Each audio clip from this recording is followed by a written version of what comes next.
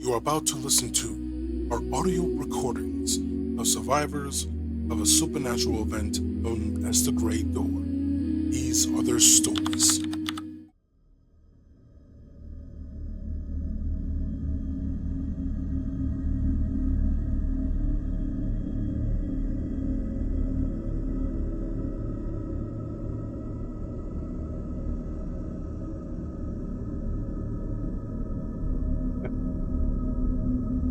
So, this is the secret conglomerate I heard so much about.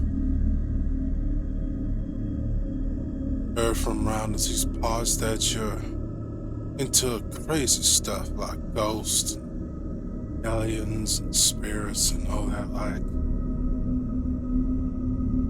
And if you want to look for something or you want to get your story across, you turn to them.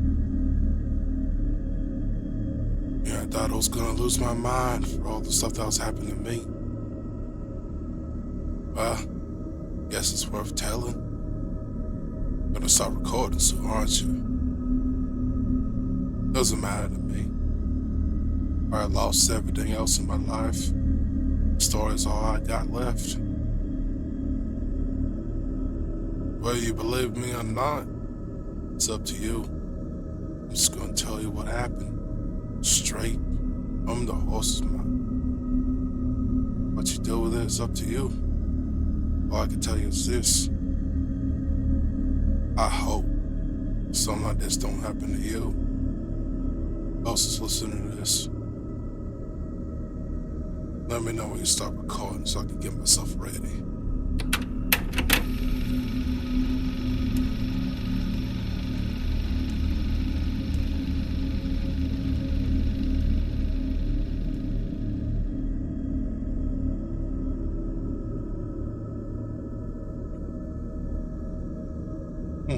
I used to be famous, you know. Back in the day, Johnny Cranberry was the name. Everybody else's lips. Billboards, music deals, you know it, hear it. My name was everywhere.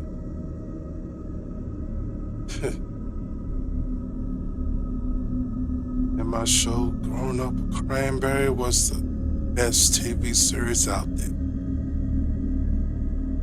I had it made. I had everything in front of me. All opportunity, all my dreams, all. Even when I grew up, it got even better than that. Got so many more series, got movie deals. It was like a dream come true. I didn't think it was gonna last forever. Sure as heck was gonna ride it out as much as I could.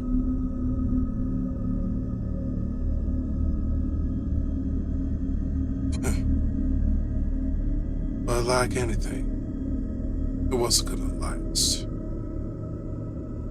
I became an adult. I grew up. So did my fans.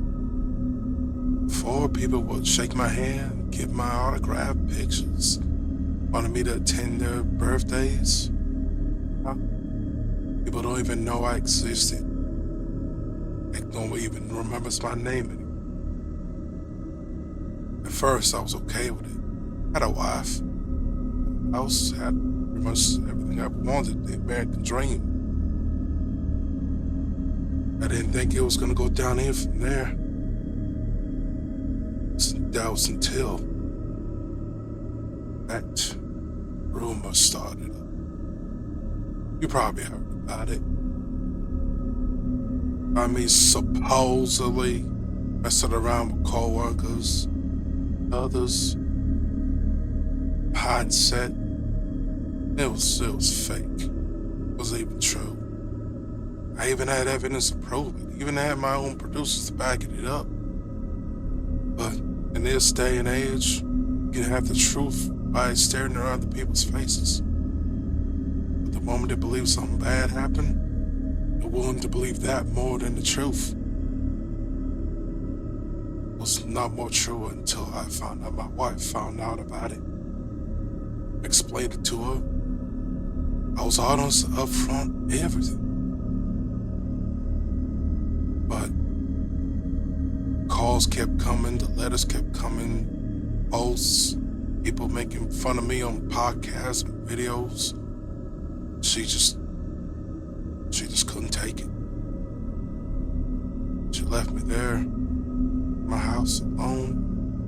Couldn't deal with it. Thought I would just like try to squash it, just try to take care of this and then maybe be able to get it back. But it just didn't work. They just told me just to be quiet, let it blow out, wait for the next target to be put up on block next. So that's what I did. Didn't say anything, didn't leave my house, didn't even go out anymore. Every time I did, I would be like, pointing at fingers, want to get more information, was attack me for being a bad guy.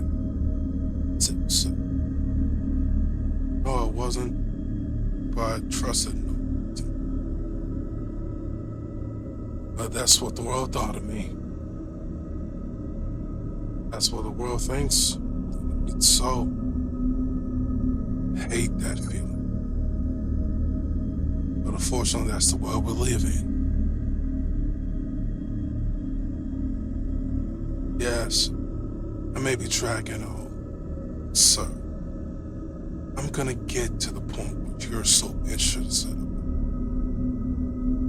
Let me set the scene at least a little bit, right? Remember, this is my story. Now tell it, or I want to tell it. Besides, heart's coming up anyway, so strap in. A year ago, I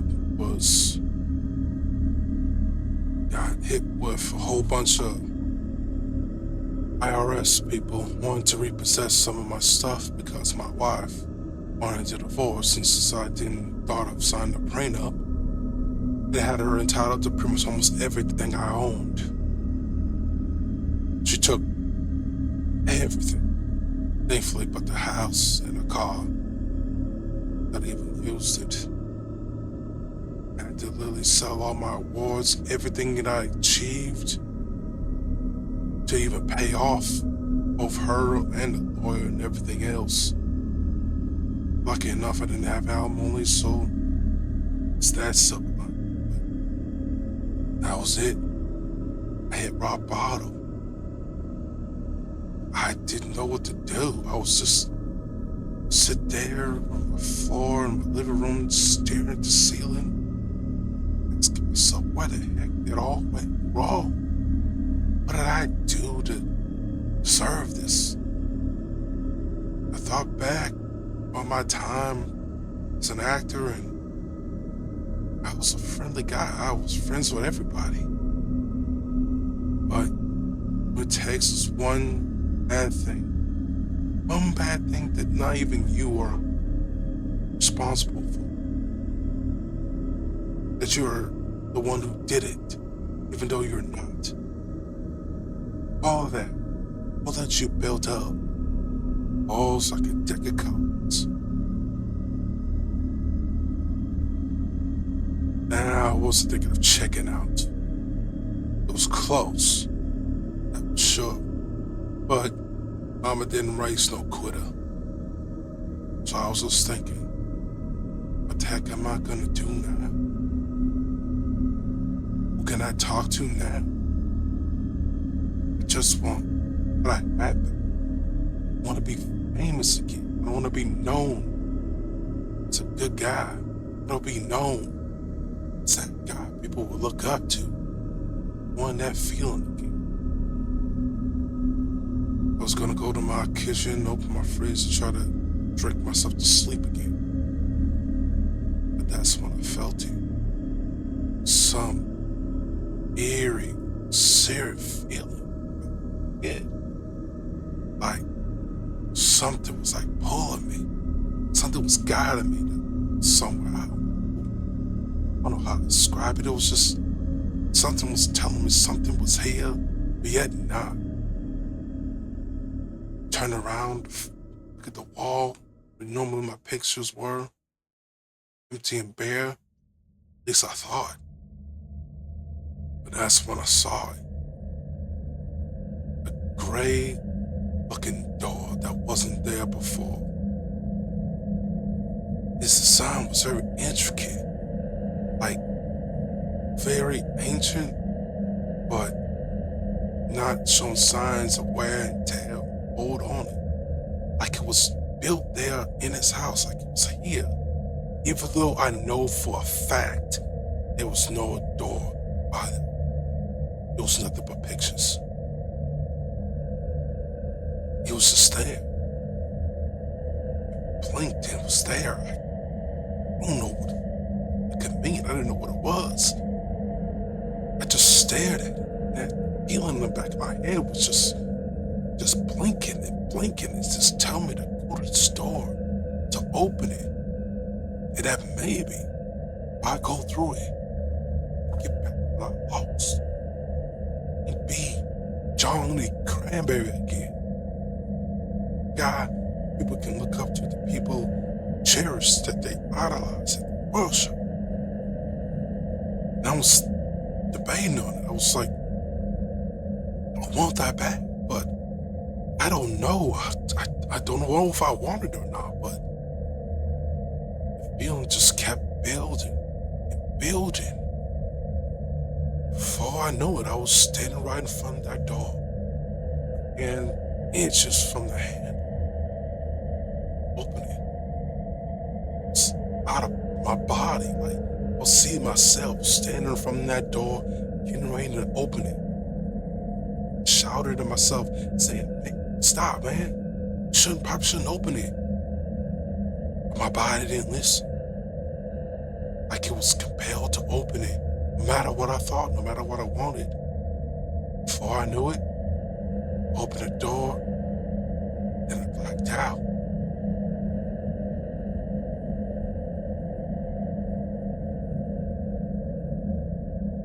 Oh, I don't need a water. Fine.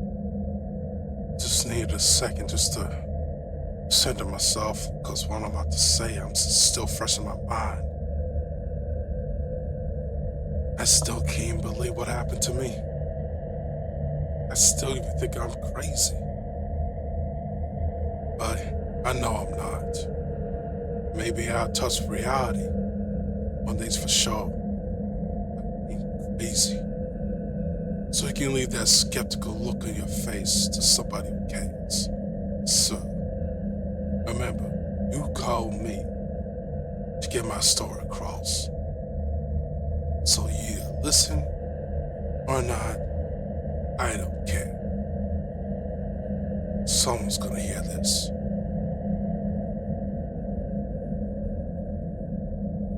When I came to, I woke up. I was in some kind of library. Nothing extravagant, nothing like some stuff like you see in the movies, like ancient ones, like in a dungeon or something. Just like a library you'll see like down the street, just going to get a book or something.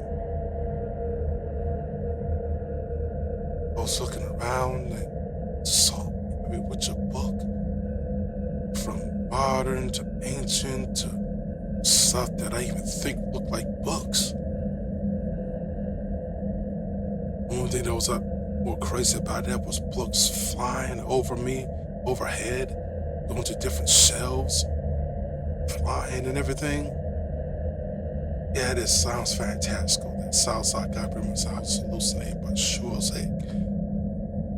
Hit my head on the table just to prove that I wasn't dreaming, I wasn't hallucinating. I bruised my knuckle, man. I bruised my knuckle on a table from a library that doesn't seem to exist on any map. Trust me, I checked. Whatever. Started looking around, just seeing different books, and that feeling came up again. Searing feeling in the back of my head. It was guiding me to a particular book.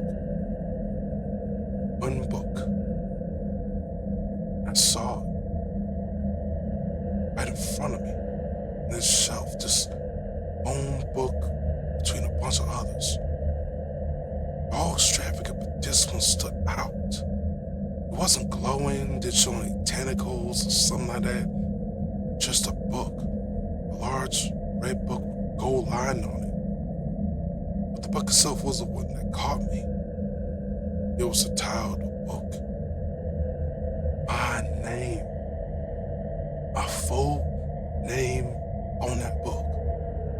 Johnny Cranberry. I immediately pulled it out and looked at it. There's a book with my name on it. Ain't no autobiography, that's for sure.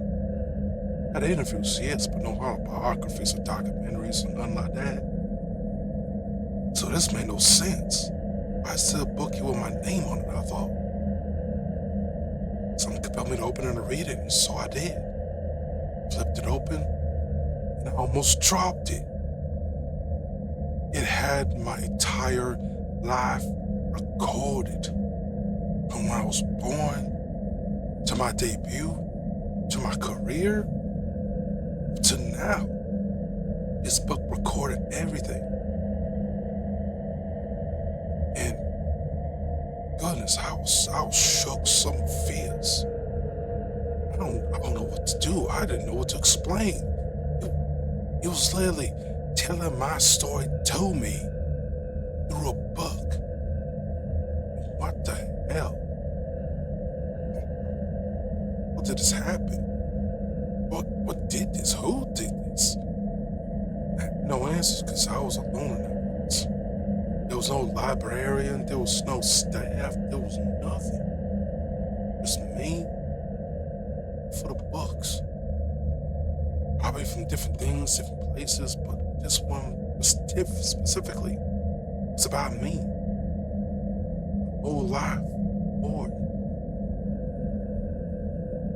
Kept reading. All the way up to the current age. Didn't have anything written, just a question. It was directed at me. Like it knew I was gonna read it.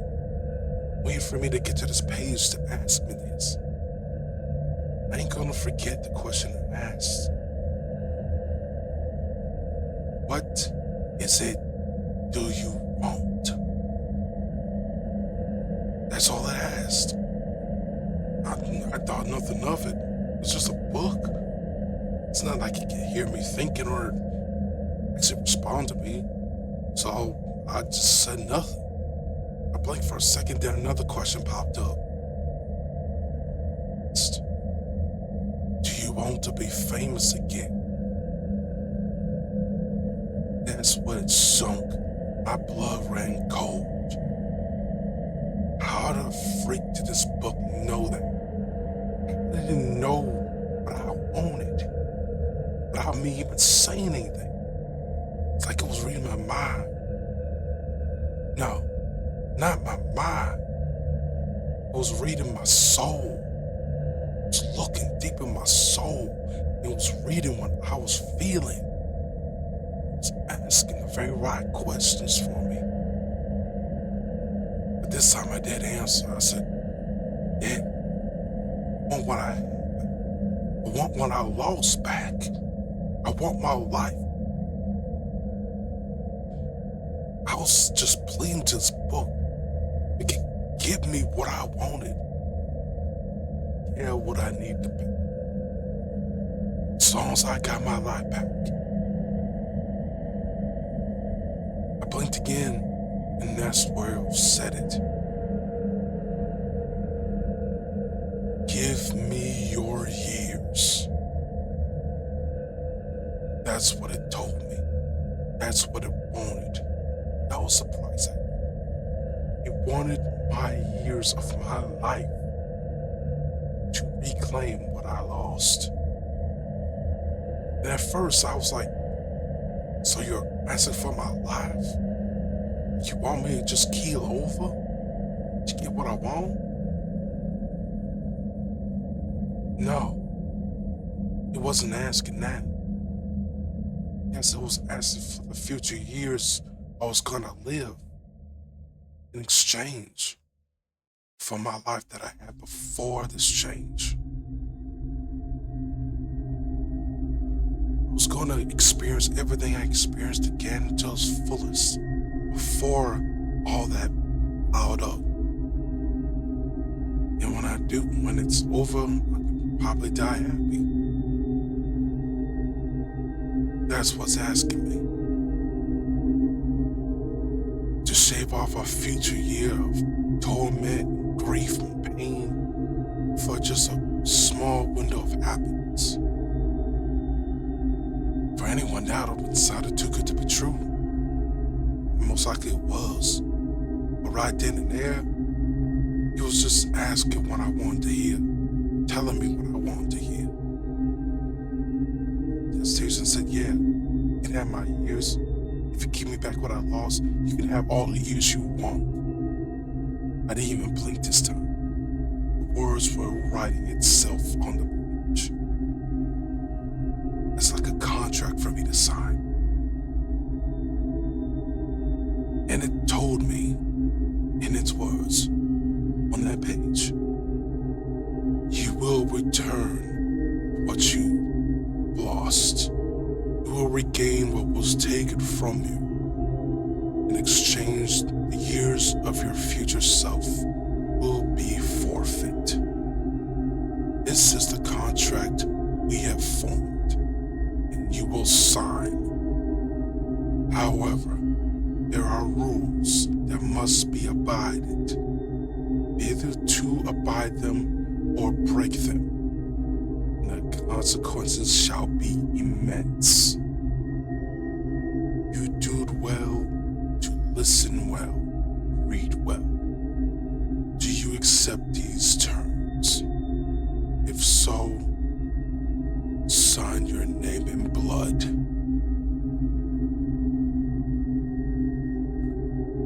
Didn't think twice on it.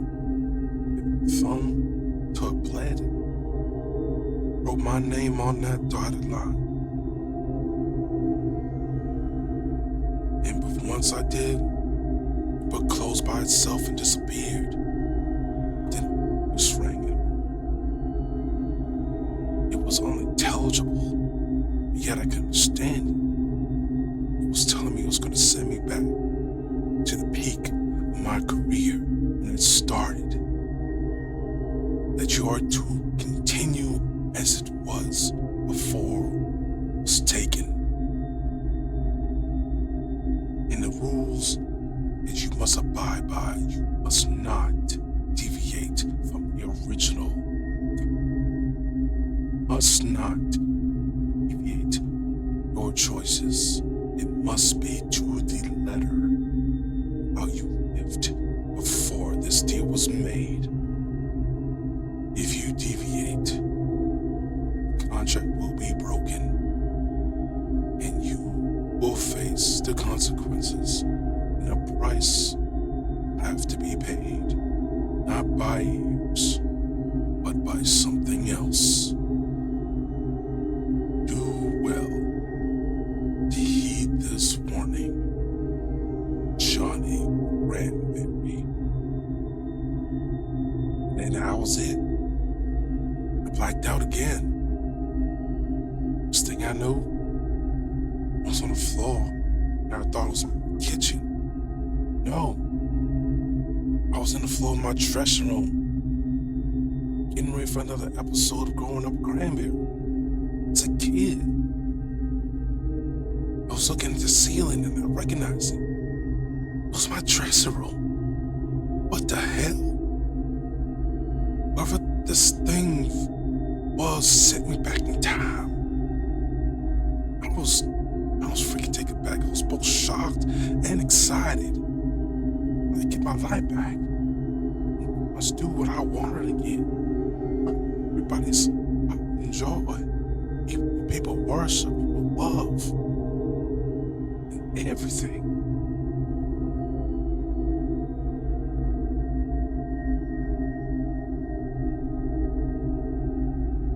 I was jumping for joy then.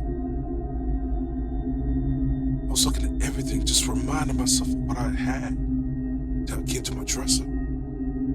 There was a secret drawer that was there that wasn't there before. Pulled it open and there was a black notebook. Same seared feeling I had to be radiating from that book. That notebook. Picked it up and opened it. There was one page. And it had the rules. No deviation.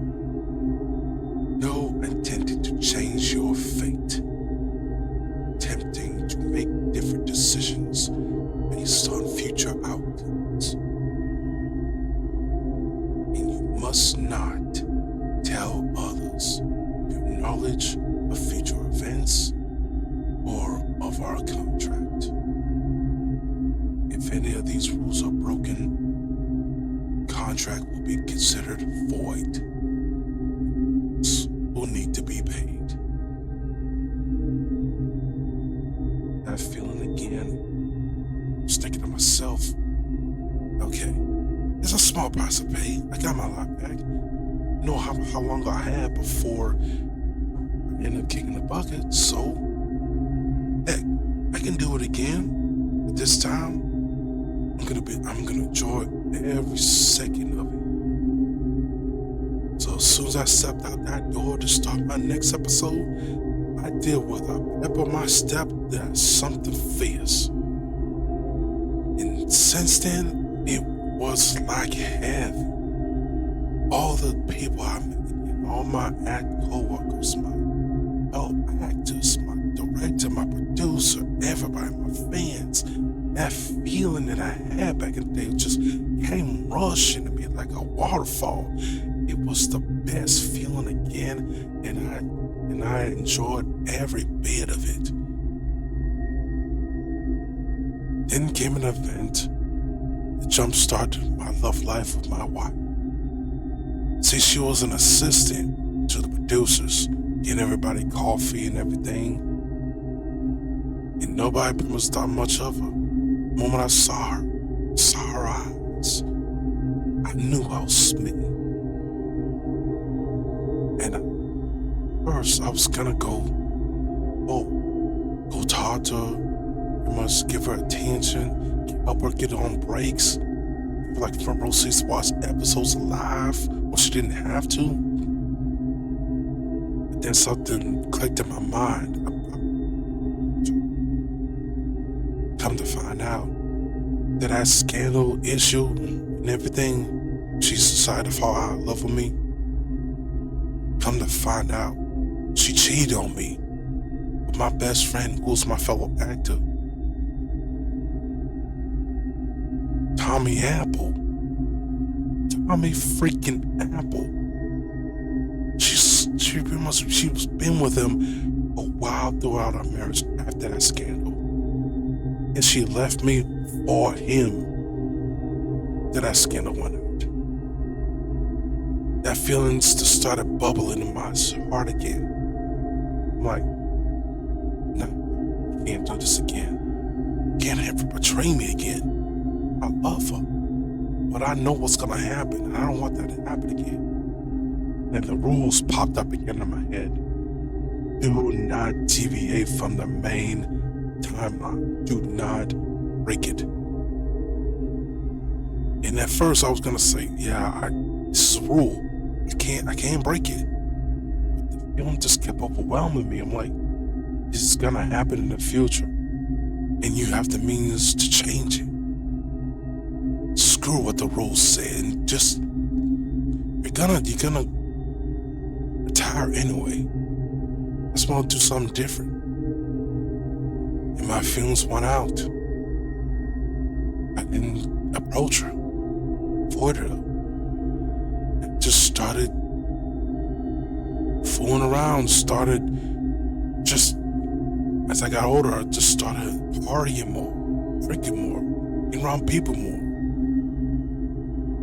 sleeping with coworkers,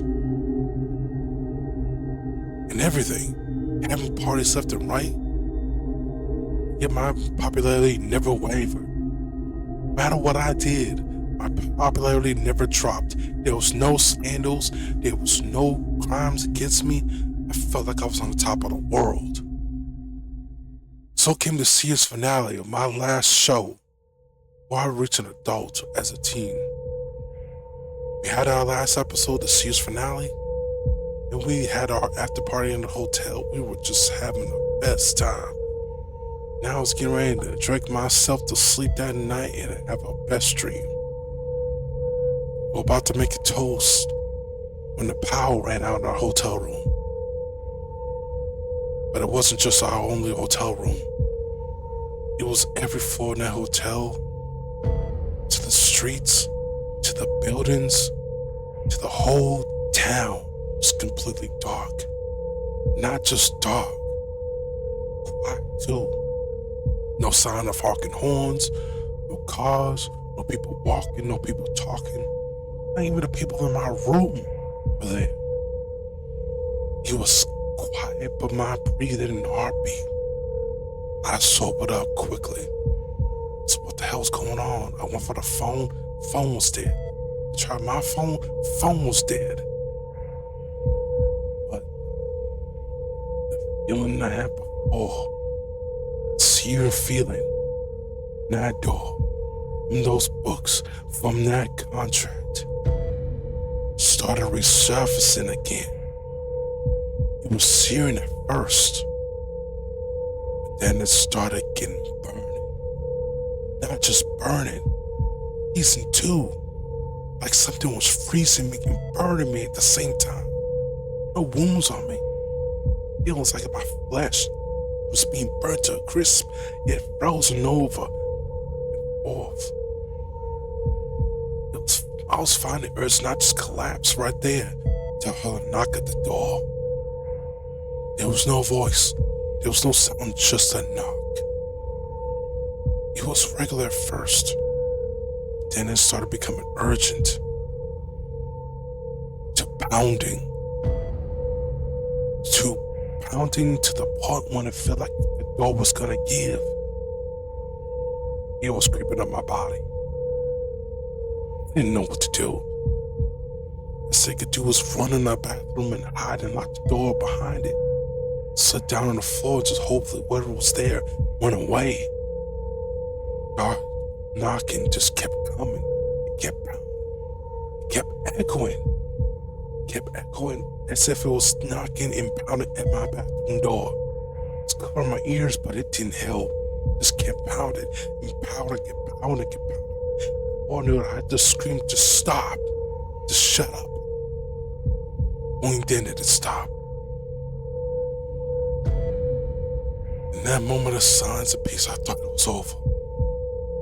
And my locked door that I know I locked, the bathroom door, slowly opened, spilling into the room. But unfortunately, it wasn't the room that I was in before. It was in a hotel room. What I saw in there, I couldn't see. You ever seen these movies like where space is like? All those stars and galaxy and dust everywhere? It was like that, but something sinister. It was something floating around there. It's, I think, teeth maybe, tentacles probably. Something was floating in there, looking at me. Not saying anything, just looking at me. Not in my body, not in my mind. Not looking at my soul, just looking at me so intimate like. And it just made me feel so uncomfortable. I was waiting for it to say something, to do something.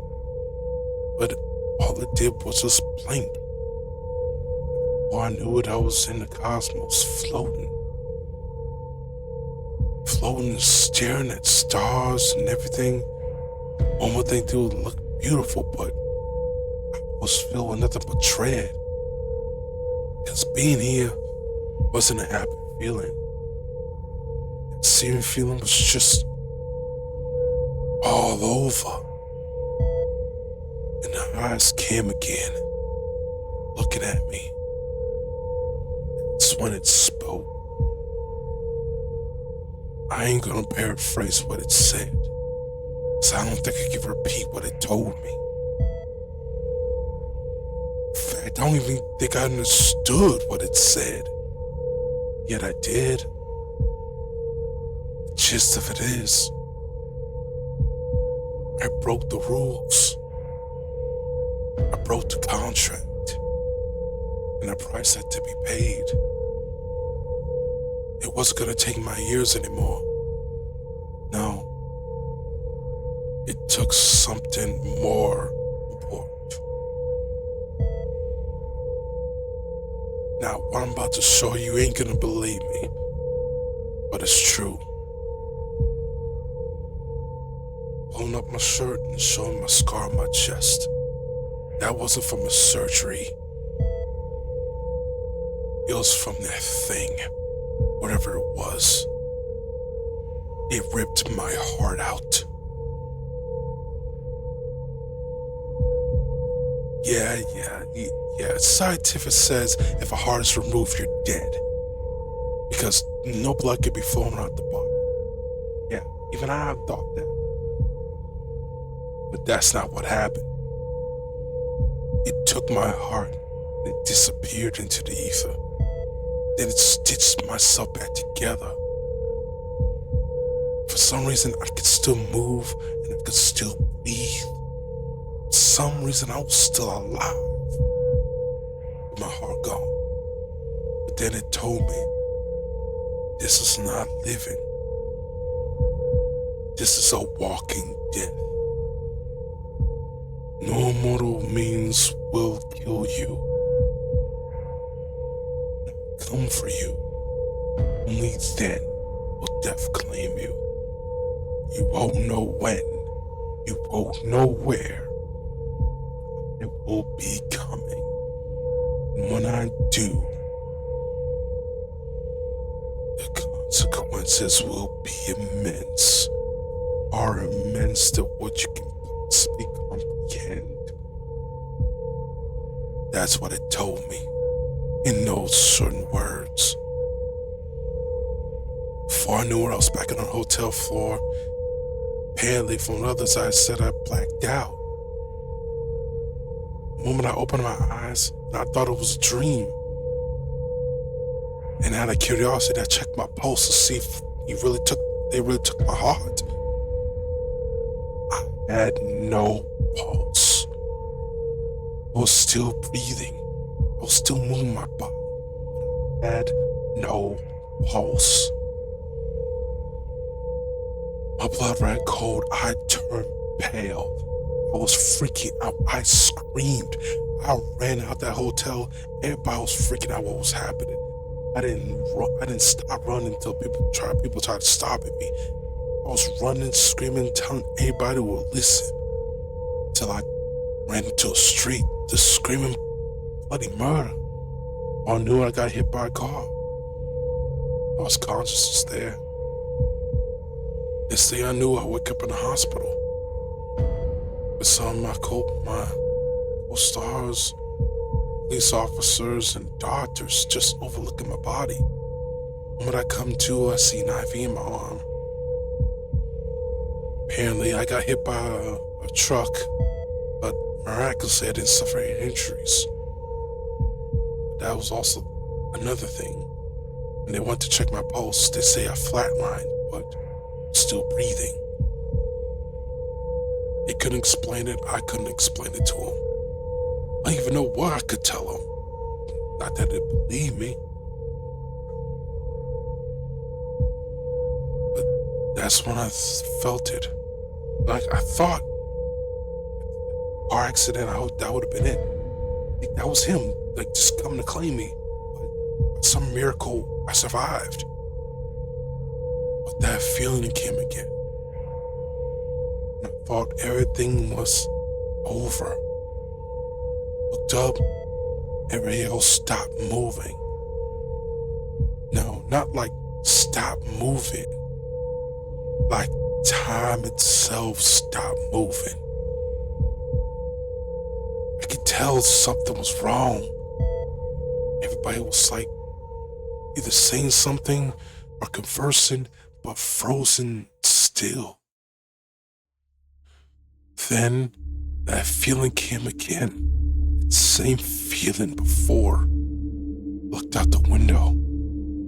It was daytime when I woke up, but the moment I looked outside, that same sky, those same stars that I saw before was over past the entire sky. It was all over it. Then those eyes peered through the clouds, boring into me again, and I screamed. I went off the grid after that. I couldn't talk to nobody. I couldn't be around people. I thought I was gonna go mad with this information. I couldn't tell anybody because they wouldn't believe me, no how much I tried. Then I was given a card about you guys, a secret conglomerate who deals with stuff like this. I didn't hesitate to call and set up this interview. And here I am, telling my story to a skeptical interviewer who is just looking like he doesn't want to be here. Look, I ain't gonna beg you to believe me. I ain't gonna beg you to convince you. I'm just gonna tell my story like it is. What you do with it is up to you. I said my piece. I told my story. I'm done here. All I can tell you now that my time is coming. I know how I know, I just know. Soon, everybody's gonna forget about Johnny Cranberry again. Only this time, it's gonna be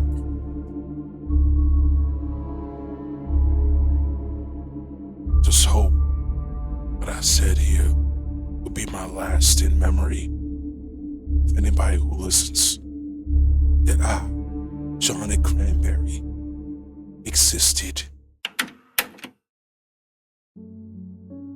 Note, October 12th, 2022.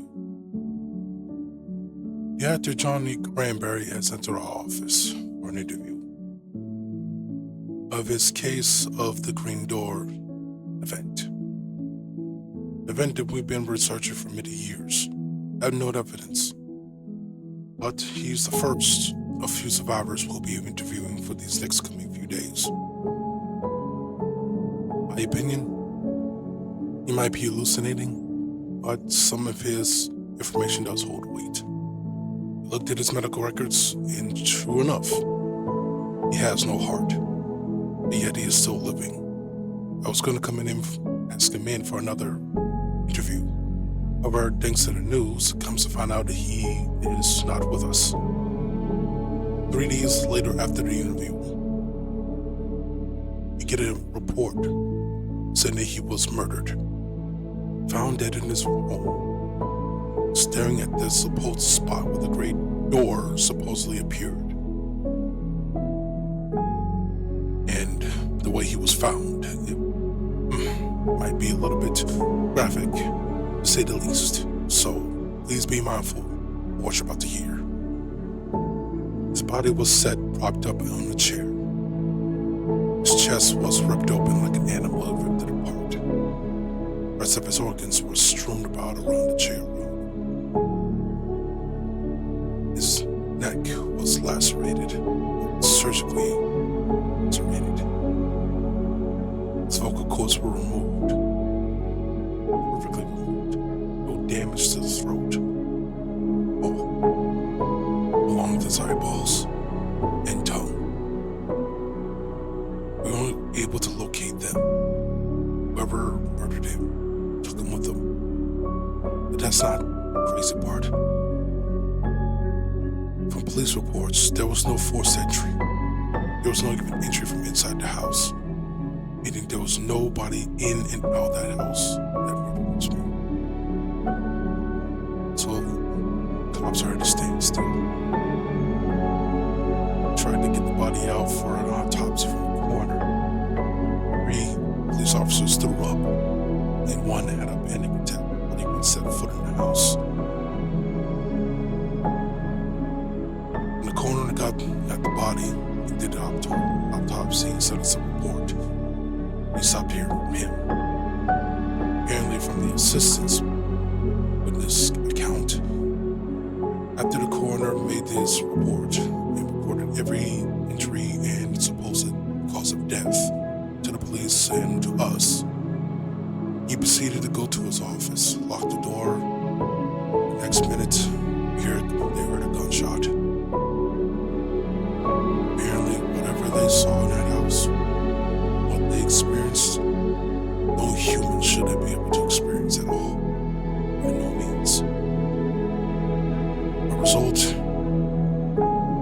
this gray door, whatever it is, seems to grant wishes to those whose lives owe a dead end, to give them what they always wanted but has a huge price to pay.